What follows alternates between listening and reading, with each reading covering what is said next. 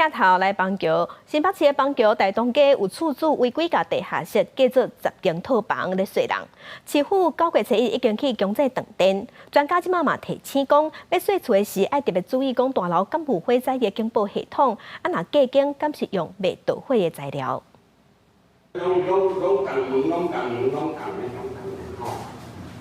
细间的地下室，厝主违规甲改做10间套房出租，价甲目睭睭。 民众看了拢唔敢睡，不会找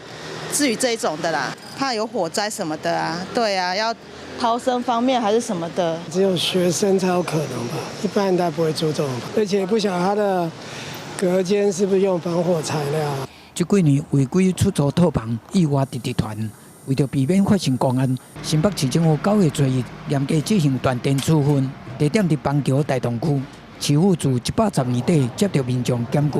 这个辅导处处改善，到今拢无改善，累计已经交款新台币155万。它的原核准的用途是自用储藏室，那屋主未办妥相关的一个室内装修变更使用，还有公安申报，擅自违规隔间成10间套房来做出租这样的行为，我们依据建筑法91条的规定予以断电处分。专家讲，无论是厝顶违章，还是请假套房出租。 拢爱细致，因为隔间会造成通路改变，增加救灾的困难。顶楼它空气最容易流通，所以相对的，它火灾蔓延的速度一定是最快。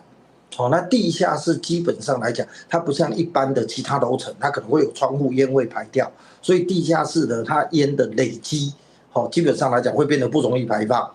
专家讲，洗厝的时阵爱特别注意，厝内是毋是有火灾警报的系统，隔间是毋是用未导火的材质。嘛要避免有对来通的环境。记者综合报道。